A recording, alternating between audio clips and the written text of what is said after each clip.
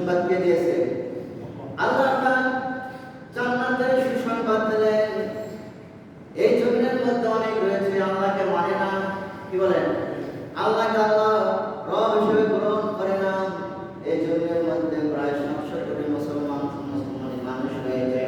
700 কোটি, অর্থাৎ 700 কোটির মধ্যে প্রায় 100 কোটি মুসলমান, বাকি সব বিধর্মী।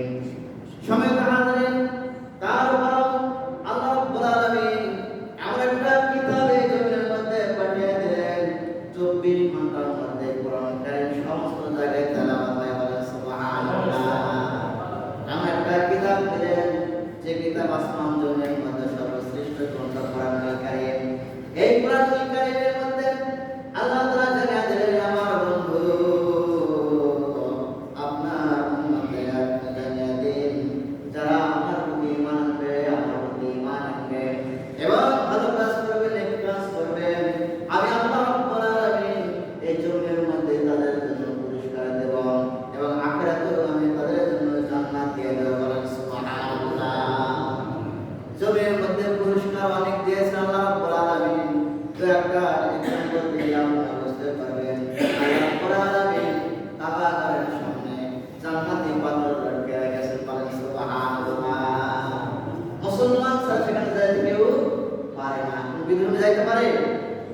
কোন বিধর্মী যারা কালেমা স্বীকার করে না, রব বলে স্বীকার করে না, তারা যাইতে পারে না। এমন ভাবে আল্লাহ রাব্বুল আলামিন আল্লাহ তাআলা জান্নাতি পানি, জান্নাতে নগর ব্যবস্থা করে দিয়েছেন। সেই জান্নাতি পানি হচ্ছে জমজমের পানি, বলেন সুবহানাল্লাহ। মানে মুমিনদের জন্য, এই জমিনের জন্য, জমিনের মধ্যে সুসংবাদ দিয়েছেন, তাদের জন্য পুরস্কার দিয়েছেন জান্নাতি খাবার, জান্নাতি খাবারের ব্যবস্থা করেছেন। এমনই ভাবে আল্লাহ রাব্বুল আলামিন নবী করিম সাল্লাল্লাহু আলাইহি ওয়াসাল্লাম ঘোষণা করেছেন, মা বাইনা বাইতুল মিনবারি রাদাতুন মিরাদিল জান্নাহ ওয়া মিনবারি আলা আরদিহি। নবী করিম সাল্লাল্লাহু আলাইহি ওয়াসাল্লাম বলেছেন, আমার সাহাবায়ে কিরাম, তোমরা যদি এই জমিনের মধ্যে জান্নাতুল ফেরদাউস দেখতে চাও, তাহলে তোমার লক্ষ্য রাখো আমার ঘর এবং আমি যেখানে খুতবা দেই মেম্বার, এই জান্নাত, এই জায়গাটা জান্নাতুল ফেরদাউসের অংশ, বলেন আল্লাহু আকবার। তাহলে জান্নাত যদি দেখতে চাই, মসজিদের মধ্যে যাইতে হবে, কি বলেন, তার কথা, রাসূলের কথা, তার কথা, রাসূলের কথা। ঈমানদারদের জন্য আল্লাহ রাব্বুল আলামিন সুসংবাদ দিলেন, যারা ঈমান আনবে তাদের জন্য জমিনের মধ্যে সুসংবাদ, তারা জমিনের মধ্যে জান্নাতি খাবার খাবে, জান্নাতুল ফেরদাউস দেখবে। ইন্তেকালের পর আমি আল্লাহ রাব্বুল আলামিন তাদের জন্য আমি জান্নাতের ব্যবস্থা করব, বলেন সুবহানাল্লাহ।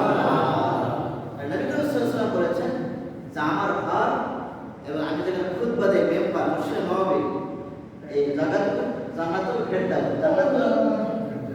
জান্নাতের একটা অংশ। তাহলে যারা হাজী সাহেবরা হজ করতে যায়, নবী করিম সাল্লাল্লাহু আলাইহি ওয়াসাল্লামের রওজা মুবারক জিয়ারত করতে যাবে, তারা রাসূলের রওজা জিয়ারত করার পর জান্নাতুল ফেরদাউস দেখতে আসতে পারতেছেন, কি বলেন, তারা জান্নাতুল ফেরদাউস দেখেন তারা। এই জন্য আল্লাহ রাব্বুল আলামিন ঘোষণা করলেন যে এই জমিনের মধ্যে যারা আমাকে স্বীকার করবে, ঈমান আনবে, নেক কাজ করবে, ভালো কাজ করবে, আমি আল্লাহ রাব্বুল আলামিন এই জমিনের মধ্যে সেই সমস্ত মুত্তাকি পরহেজগারদেরকে আমি জান্নাতের খাবার খাওয়াবো। ইন্তেকালের পর আমি তাদেরকে আমি জান্নাত দিয়ে দেব, বলেন সুবহানাল্লাহ। আমার বন্ধুগণ, এই জমিনের মধ্যে ভালো কাজ করলেন, আল্লাহ রাব্বুল আলামিন তার সফলতা দেন এবং পুরস্কার দেন।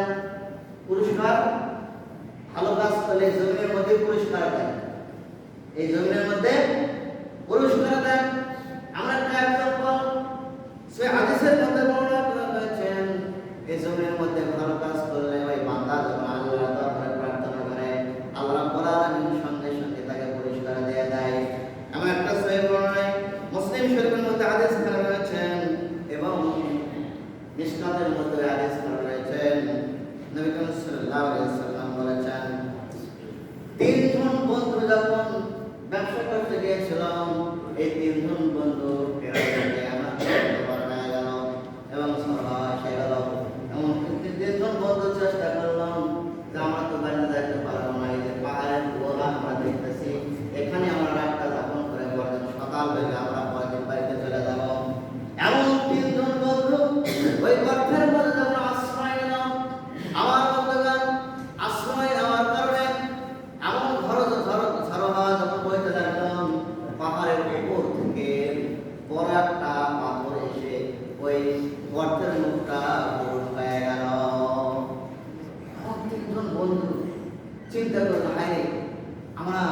গর্তের মধ্যে আটকে পড়ে গেলাম, তাহলে এখান থেকে বের হওয়া কি হবে?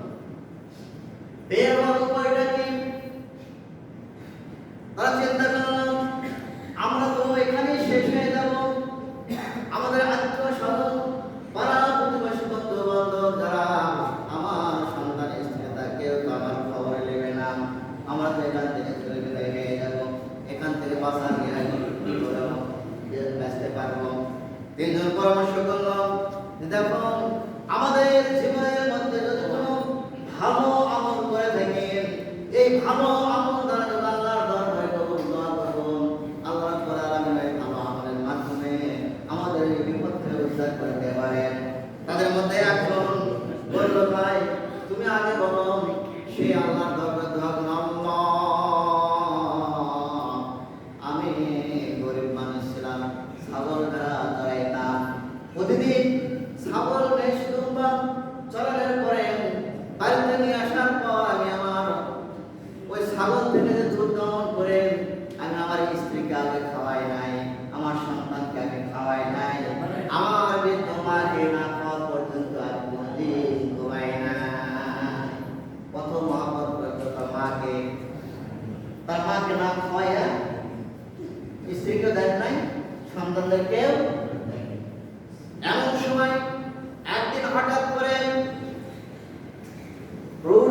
চড়াতে চড়াতে অনেক দূরে চলে গেছেন, বাড়িতে আসার পথে অন্ধকার রাত হয়েছেন, বাড়িতে ফেরার পর আমি যখন দুধটা দহন করলাম, দহন করে আমি আমার বৃদ্ধ মায়ের সামনে যখন আমি দাঁড়িয়ে গেলাম, দেখলাম মা আমার ঘুমিয়ে রয়েছে, কি করবো, মাকে তো ঘুমে ডিস্টার্ব করা যাবে না।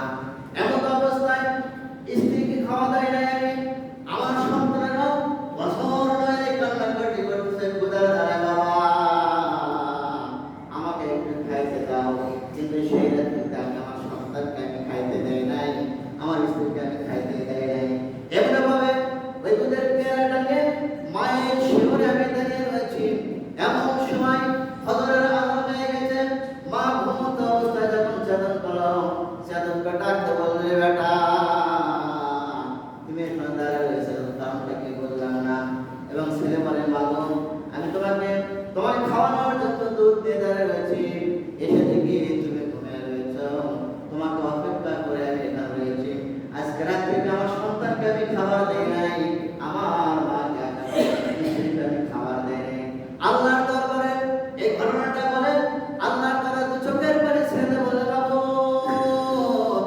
এই কাজটা তোমার সন্তুষ্টির জন্য আমি একমাত্র করেছি, কোন লোক দেখানোর জন্য আমি তুমি কাজ করি না।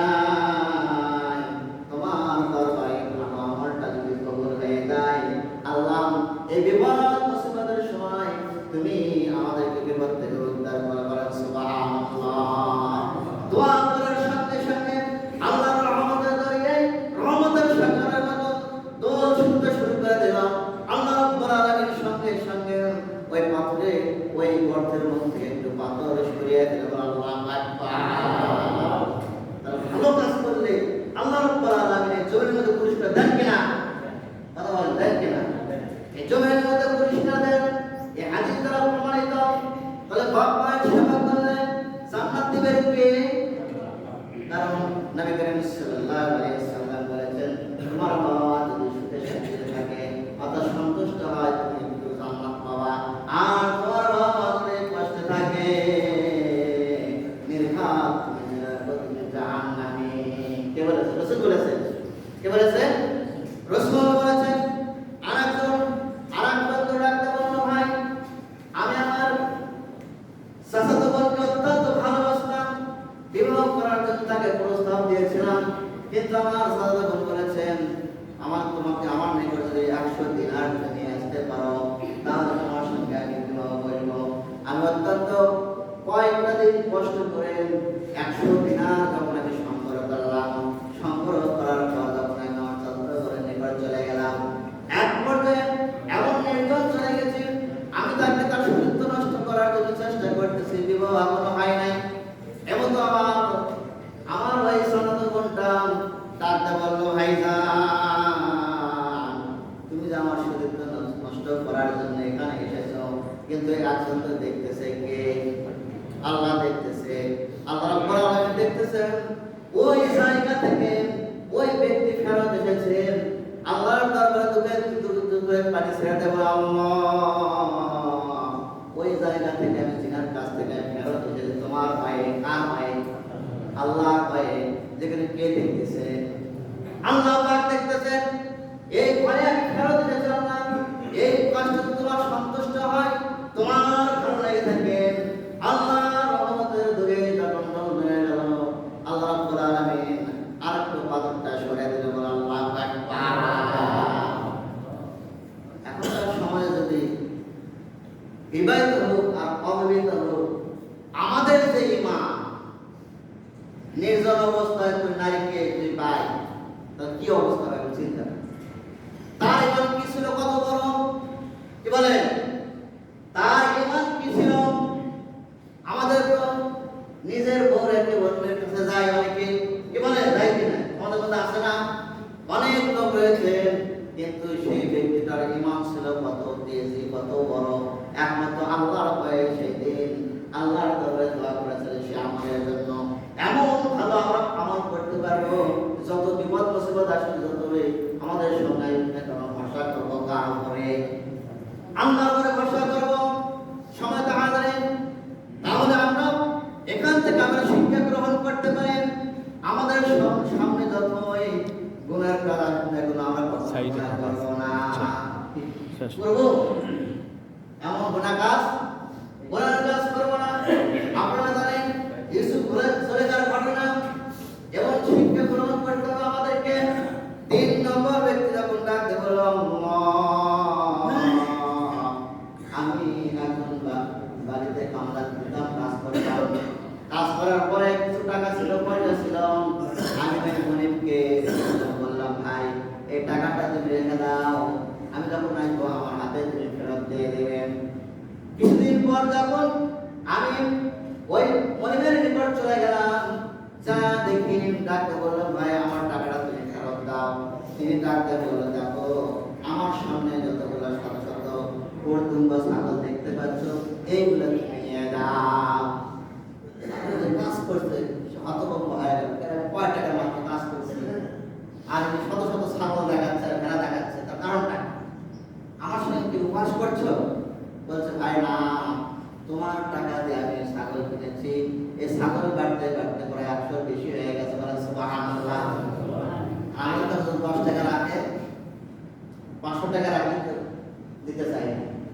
আর চাইলে দিতে চাই কি বলে দিতে চাই এই অবস্থা আমাদের ঈমান যেমন হয়তো আমাদের মধ্যে ঈমান হলে ওই 100 টাকা দিয়ে বিদায় করে দিত তোমার আমার কাছে 100 টাকা তুমি রেখেছিলে 100 টাকা নিয়ে চলে যাও কি আমানতদারি ছিল তার সম্পত্তি যতগুলো উর্দম্ব ছিল সালাম ছিল ওই ব্যক্তিকে সমস্ত কিছু দিয়েছেন তখন ওই ব্যক্তিটা আল্লাহর দরবারে ডাকতে বলল আমি গোলামের টাকা একটা টাকাও আমি খাই নাই টাকাটা বেড়ে দিতে আমি সমস্ত ছাগল ওই ব্যক্তি গোলামকে আমি দিয়ে দিয়েছি তোমার সন্তুষ্টর জন্য যদি হয় আল্লাহ এই বিপদ মুসিবত থেকে তুমি আমাকে রক্ষা করো আল্লাহ রহমতের দুনিয়ায় যখন দৌড়ে এলো রহমতের সাগরে যখন ঢেউ দেখতে লাগলো আল্লাহ রাব্বুল আলামিন ওই পাহাড়ের উপর থেকে কুবের উপর থেকে পাথরটা সরিয়ে দিল আল্লাহু আকবার ভালো কাজ করলে দুনিয়া পুরস্কার দেন কি আল্লাহ এই জন্য বলছে ইন্নাল্লাযীনা আমানু ওয়া আমিলুস সালিহাত যে ঈমান আনবেন নেক কাজ করবেন আমি আল্লাহ রাব্বুল আলামিন এই জমিনের মধ্যে আমি মুত্তাকিন পরিজনকে আমি কি করব পুরস্কার দেব এই উদাহরণ